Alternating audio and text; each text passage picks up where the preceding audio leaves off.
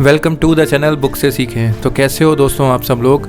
आज मैं एक बहुत ही अच्छी बुक की समरी आप सामने लेके आया हूँ। दोस्तों उससे शुरू करने से पहले बस आपसे एक रिक्वेस्ट है, जिस दोस्त ने मेरा चैनल सब्सक्राइब नहीं किया है please subscribe the channel, because ऐसी मैं समरी हमेशा लाता रहता हूँ। तो आइए शुरू करते हैं। The name is way of the peaceful warrior. 1918 में डैन मिलिमन द्वारा लिखी गई way of the peaceful warrior एक बेहतरीन लाइफ चेंजिंग किताब है, जिसे 2006 में हॉलीवुड में इसी नाम से मूवी भी बनी है, जिसकी IMDb रेटिंग 7.3 है। इस बुक की आज A to Z मैं आपको सब कुछ बताऊँगा। तो आइए अब अपनी मेन पॉइंट पे शुरू करते हैं। दोस्तों अधिकतर आत्म सुधार किताबों में सन्यासी होने की बात कही होती है, लेकिन डैन इस किताब के माध्यम से एक रास्ता बताता है जिस पर चलकर एक शांतपूर्ण योद्धा बन सकते हैं। दोस्तों यह किताब एक जवान आदमी डैन के बारे में है, जो एक कम्पिटिटिव और ऑप्टिमिस्टिक जिम्नास्ट में रहता है। उसे एक रात को सीक्रेट्स नाम का एक बूढ़ा आदमी मिलता है। डैन सीक्रेट्स का छात्र बनता है, जिसके बाद उसकी पूरी लाइफ बदल जाती है। डैन मिलिमन की इस किताब में 16 लेसन है और इस हिंदी बुक समरी में महत्वपूर्ण लेसन के बारे में मैं आपको डिटेल में बताऊंगा। The first point is a warrior acts only a fool reacts.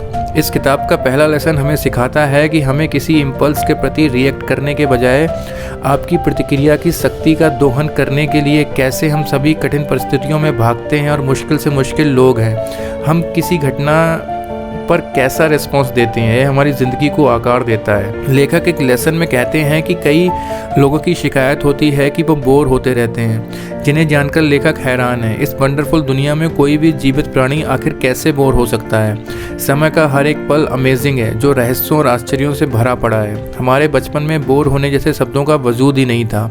हम हर समय कुछ न कुछ अमेजिंग हरकतें करते रहते थे, लेकिन उम्र बढ़ने के साथ नई जिम्मेदारियों की आने की वजह पर हमारी रोज़मर्रा की ज़िंदगी में इन शब्दों ने जगह पा ली है। इसलिए अपने अंदर के बच्चे को बच्चा ही रहने दें। समय के हर पल को एक मिस्ट्री की तरह देखें और आश्चर्य के साथ जिएं। उदाहरण के लिए आप हवाई जहाज़ में यात्रा कर रहे हैं और आप बोर हो रहे हैं। ज़रा गौर करें, आप देखेंगे कि आप एक टिन के बड़े डिब्बे में ज़मीन से 15,000 फीट की ऊंचाई पर 500 किलोमीटर प्रति घंटा की गति से बादलों के ऊपर उड़ रहे हैं। दोस्तों चेतना के बारे में आपने कई जगह सुना होगा। चेतना, जिसे अवेयरनेस भी कहा जाता है, हमारे शरीर में नहीं बल्कि हमारा शरीर ही चेतना है। हमारा दिमाग हर समय कुछ न कुछ सोचता रहता है, अच्छा बुरा, आशा निराशा, उसे फ़र्क नहीं पड़ता। दिमाग का काम है सोचना बस। फ़र्क पड़ता है हमारे शरीर को, हमारी लाइफ को। हमारे दिमाग में आने वाले विचारों के आधार की ओर ही हम अपनी लाइफ के निर्णय लेते हैं। इसलिए हमारी लाइफ हमारे विचारों के माप की आकृति लेती है।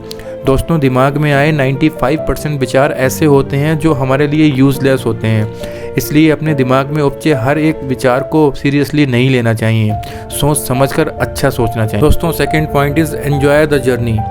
दोस्तों हमें खुशी होती है जब हम अपने मनचाहे लक्ष्यों को, ज़रूरी चीज़ों को पा लेते हैं, जो कि स्वाभाविक है।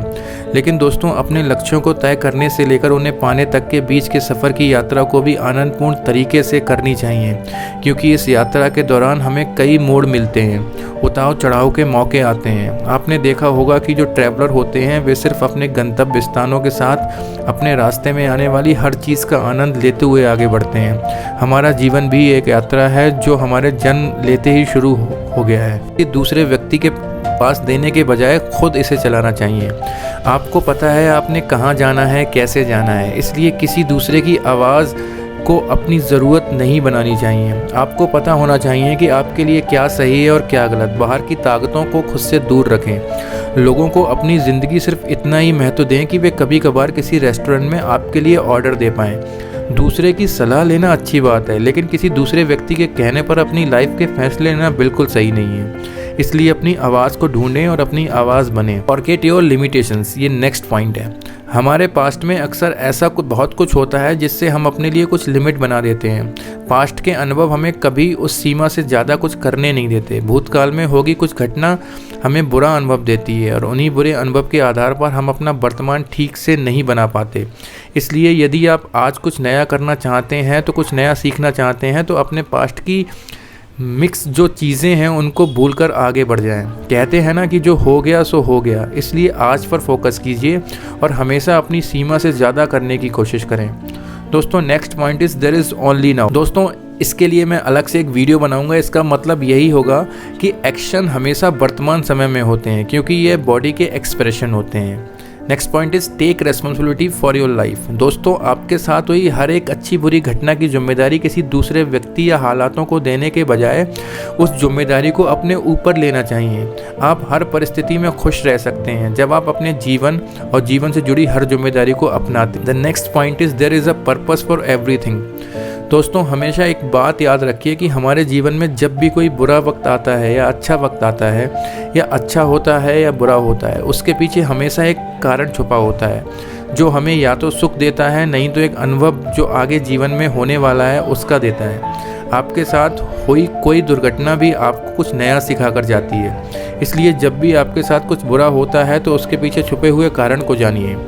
And the last point is practice gratitude. दोस्तों, जय सेठी ने अपनी किताब थिंक लाइक अ मॉन्क में इसके बारे में बात की है। दिन में 2-3 मिनट के लिए एक शांत जगह पर बैठें और अपने आप से पूछें कि वे कम से कम 3 कौन सी चीज़ें हैं जिनके लिए आप आभारी हैं। दोस्तों, ग्रेटिट्यूड का प्रयास करने से हमारे अंदर सकारात्मकता बनी रहती है। दोस्तों, डैन मिलमन की इस किताब में और भी चैप्टर्स हैं जिन्हें आप पढ़ सकते हैं। सो मुझे आप बताइएगा दोस्तों, ये बुक पढ़ के आपको कैसा फील हुआ, आपके अंदर कुछ चेंज आता है? जो भी चेंज आता है please let me know come through comment. मैं डेफिनेटली अगर कोई क्वेश्चन होगा तो उसका ज़रूर आंसर दूंगा। And stay tuned for next video. Next video मैं बहुत अच्छी लाने वाला हूँ। So thank you very much for watching this video.